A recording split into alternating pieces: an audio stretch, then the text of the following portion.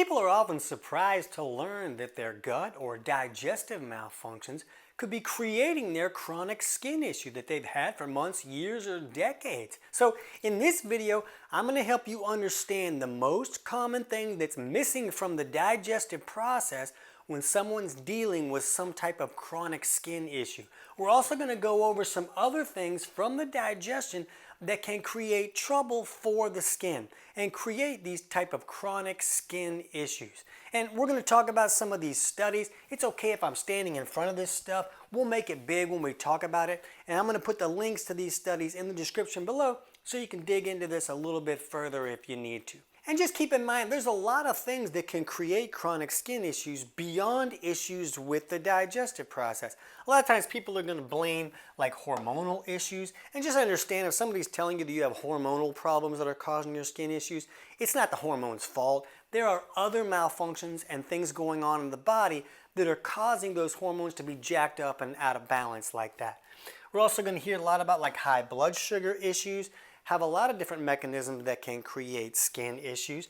But I'm going to link below this really cool paper I found on dermatologic manifestations of gastrointestinal disease that listed all these different things that can go wrong in the digestive system and different types of skin issues that can come about from that. And they talked a lot about different types of liver problems and pancreatic problems, different nutrient deficiencies, and even just malabsorption in general, as long as issues like inflammatory bowel disease.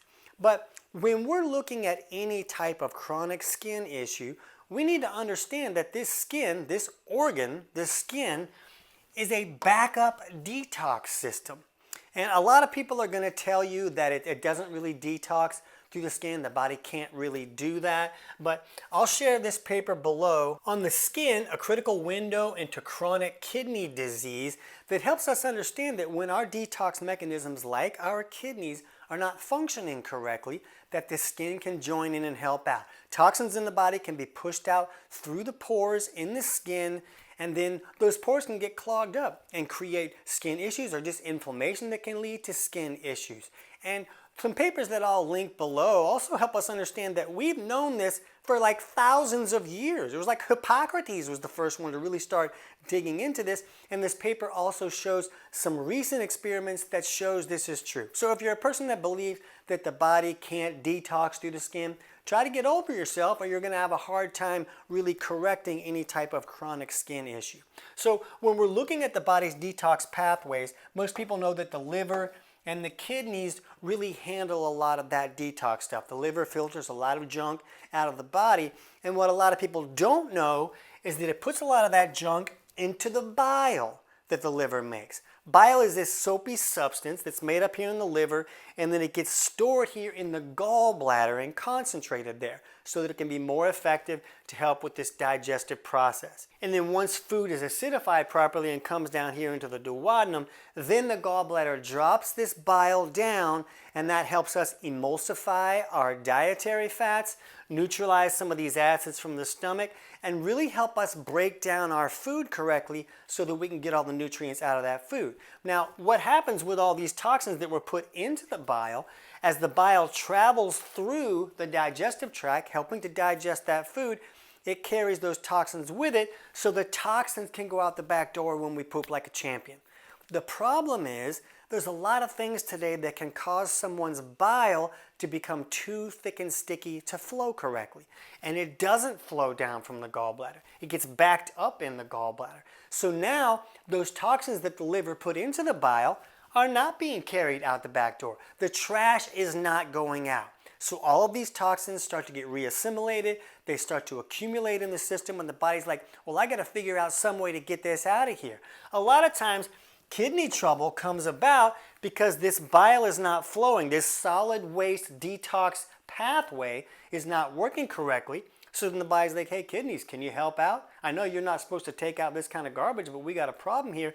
And now the kidneys start to get overwhelmed and diseased. So they don't work as well either. Now, this skin really becomes the emergency backup. I got to get stuff out through the skin, and we create all these different type of skin issues. So this bile flowing correctly is the most common thing that we see missing from this digestive process when someone's dealing with any type of chronic skin issue.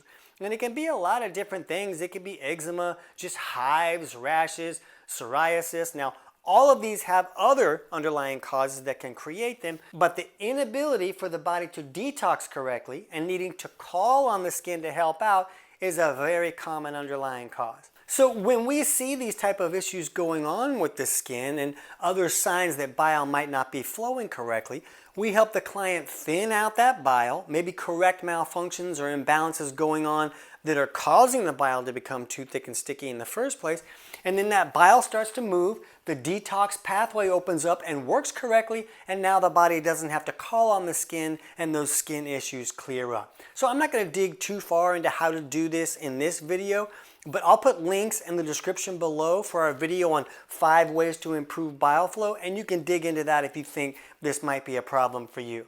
But since this is the most common issue, let's not view this as the only possibility. Let's look at some other things in the digestive system that can create these troubles. This other paper we talked about before talked a lot about deficiencies, and specific deficiencies like A, E, K, and zinc, along with vitamin C. And what's interesting is that in order to process fat-soluble vitamins like A, E, D, and K, we need bile. If we can't emulsify our dietary fats, we can't access fat-soluble vitamins. Now we're going to have deficiencies in these areas that this paper talks about can create some of these chronic skin issues. And when you can't emulsify or break down your dietary fats, those undigested fats also have the ability to create trouble for the skin in a variety of ways. We also want to look at minerals and things like zinc that seem to be very important, and deficiencies that have the ability to create skin issues as well. And we not only need bile flowing, but we also need proper stomach acid to be able to access the minerals in the food that we're eating, to be able to break that food down properly. And it's very common for someone not to be making enough stomach acid for a wide variety of reasons. Millions of people turn off stomach acid on a daily basis. But even if someone is not taking some type of acid reflux PPI medication, they may not be making enough stomach acid to truly break that food down and get these nutrients that the body needs for the skin to be able to function correctly. Another thing that's interesting is one of the biggest triggers that causes the gallbladder to drop this bile down is the acidic food moving into the duodenum here. So if someone's not making enough stomach acid, then they're not triggering the gallbladder to drop that bile down. And it can stay in the gallbladder, continue to concentrate, become too thick and sticky to flow, and can even concentrate into stones. So it's very common to see people that are dealing with both of these malfunctions in their digestive system. And if they can correct those, it can correct a wide variety of issues, even things that we'll talk about here in a second. One of the other things we need to talk about are infections have the ability to create issues with the skin. And this could be infections like an overgrowth in the digestive system, like some type of bacterial overgrowth in the stomach, or the small intestine, like a small intestinal bacterial overgrowth, or SIBO, like all the cool kids have today. And this study here on skin as a reflection of gut health tells us that the pathophysiology underlying these dermatological manifestations often involve complex immunological interactions. For instance, immune cells activated in the gut can migrate to the skin, leading to inflammation and characteristic skin problems. So just having some type of chronic infection that a person might not even know about has the ability to cause these troubles with the skin. And what's interesting is that a lot of these bad guys come in because someone didn't have enough stomach acid. That acid is there not only to help us break our food down, it's also the barrier to the whole digestive tract. It's supposed to fry these varmints when they come in on the food that we're eating. So when someone does not have enough stomach acid, it's very common to see some type of overgrowth in the digestive tract. Now, this also has the ability to lead to other issues, like a lot of skin issues. They're going to tell you, oh, well, this is an autoimmune reaction. Well, a lot of times those are from a leaky gut issue, where some type of varmints have come in and kind of made that gut lining a little bit more permeable than it's supposed to be. So now things are getting into the bloodstream that are not supposed to get through. So a lot of times these autoimmune type reactions are reactions to foods that the body is viewing as an invader because the food did not get broken down into elemental nutrients and it's leaking into the bloodstream where it really should not be. We'll have a link in the description below for our video on how to improve leaky gut. If you think that might be a problem, you can dig into that a little bit more. And all of these things have the ability to lead to inflammation, and these issues like inflammatory bowel disease, the list was quite long on that chart. If you look at it from the link in the description below, these inflammatory bowel disease and Crohn's and all these ulcerative colitis, all these types of things have the ability to lead to a lot of the skin issues that they were talking about.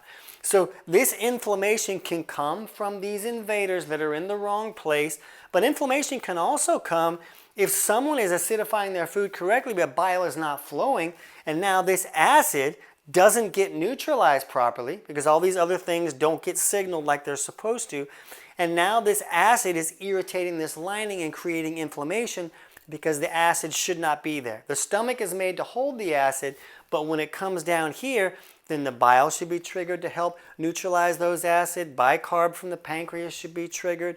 And remember, when we looked over here and we saw these pancreatic problems that lead to skin issues.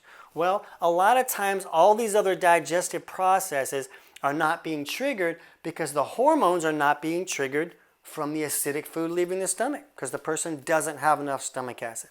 So a lot of this stuff has the ability to be connected and create trouble in more than one way. Some of these papers talked about how dysbiosis has the ability to lead to a lot of these skin issues. This study here on the gut microbiome as a major regulator of the gut-skin axis explains to us that a lot of these microorganisms that shouldn't be there are putting out all of these waste and toxin type things that have the ability to travel to the skin and disrupt that skin's function, creating these skin issues. So it really doesn't matter what type of remedy or cream you use to fix your chronic skin issue.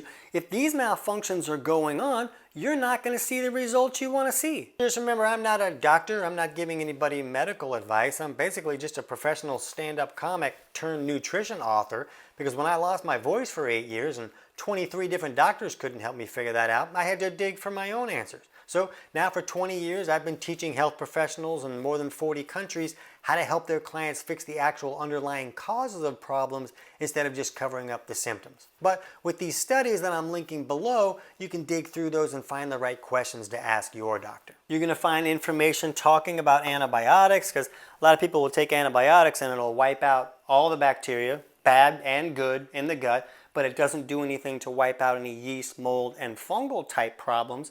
So now these guys kind of take over and like, it's a party. There's nobody here to keep us in check. And that creates a real problem that can lead to some of these skin issues as well.